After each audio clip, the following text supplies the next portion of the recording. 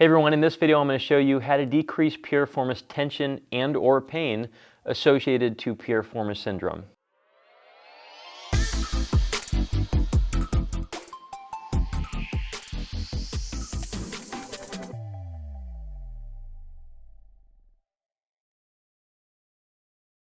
Hey everyone, I'm Sebastian at Performance Play Sports Care, part of the locally world famous chiropractors in Costa Mesa, California.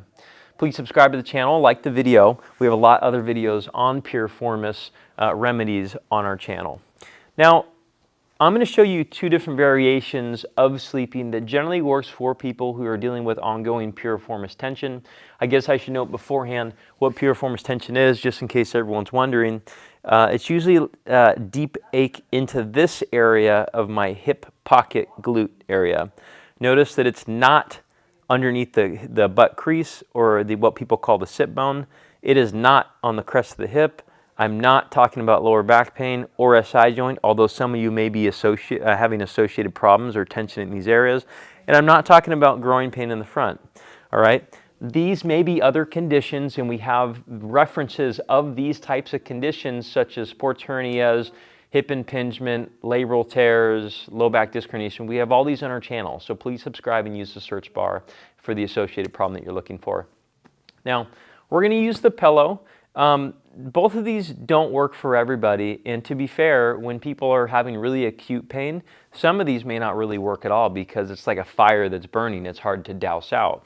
But usually people who have had things for a couple months, even up into like 6 months, 7 months, a year is getting a little bit longer, but usually this works for people with subacute types of conditions, all right? Now, I think on your back sleeping is the easiest remedy for this, but it doesn't mean it's the only. If you're not a back sleeper, do not try to sleep on your back because you need to be able to fall asleep to actually feel better. So I'm going to show you the back version first, and then we'll go into the side version. And notice I got a couple pillows here based upon what's going to work best for me. So the first thing is we're going to go normally in our bed. All right, we're not going to change anything other than just putting this pillow underneath your thigh. And I'm going to put a few references, a few modifications that could be made for some people. But remember, if these aren't working for you, we have other things that we could possibly give you. So just reach out to us via the link description below the video. This is the default starting position for most people. They just put this under the thigh, not the calf, although the calf will touch it, not under the back, but just under the thigh. All right, I'm going to do my very best to relax. And if you notice my knee here, if I'm not relaxing, I'm kind of picked up off of it. And if I'm relaxing, it's just kind of dead. And so if you have things like hip arthritis, which limits how much you can actually fall into the pillow, just change it, okay?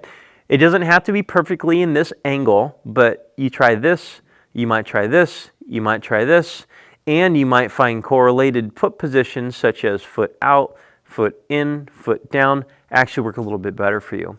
So this is option one. Option two is you get another pillow and you stick it up in there, and now I'm pretty kicked back, all right? So, but I think this one works best for most people. The second option of on your back is if you're on a soft bed, try the floor. This floor that I'm on is pretty hard, but you may try something like putting like a pillow topper on the ground to see if things like a harder bed actually may help you before you actually go spend all the money on a hard bed, okay? So those are the back sleeping options that work for most people most of the time. Now we're going to go into the side sleeping options. Now, side sleeping, a lot of you have probably already felt that sleeping on a certain side is better. Some people relate it to things like maybe I'm putting more tension on the piriformis. Personally, I think it's the position and the side that is actually more relevant, and the position that puts your thigh and hip into.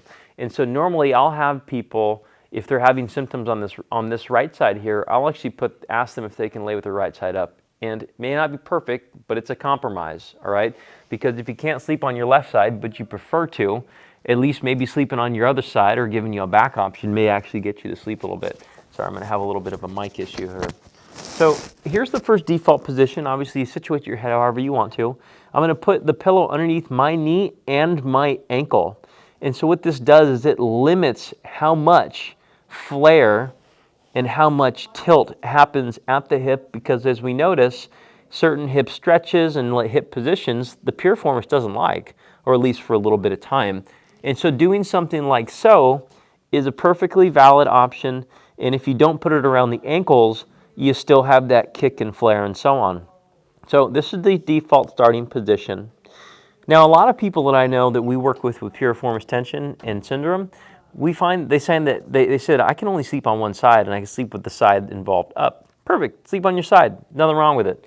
Now, if you can sleep fine, don't change anything. Now, this is one way, this is the default position. Other positions you could try is you can go here and let the foot fall off.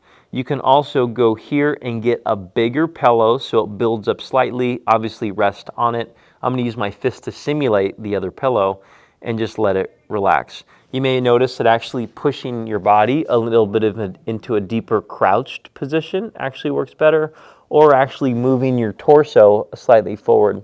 We cover a little bit on other videos of how the upper body and the pelvis and the core actually are in a relationship with the piriformis. So modifications of where the lower back or core is actually is important. On that note, actually doing modifications of sleep is step one. It helps out to reduce pain and sensitivity in the area, but it doesn't do anything for building strength, helping stretching certain muscles that may be a little bit tight. So a lot of times people do need other exercises to do to make it so this thing doesn't keep coming back. This is where something like our online program comes in, or we can make a customized program for you. We see people virtually or in person. If you want a little bit more about information about what causes piriformis problems, we have a link in the corner for a free webinar that we have as well. But if you're looking for help directly and just want to know what to do, we can help you virtually or in person. We have all these other great YouTube videos on the subject, but overall, if you want some immediate help, just come see us. Just see us. We'd love to help you out. We see this with people all the time, and it's usually not too complicated to help them out with. So subscribe to the channel, like the video. We'll see you next time.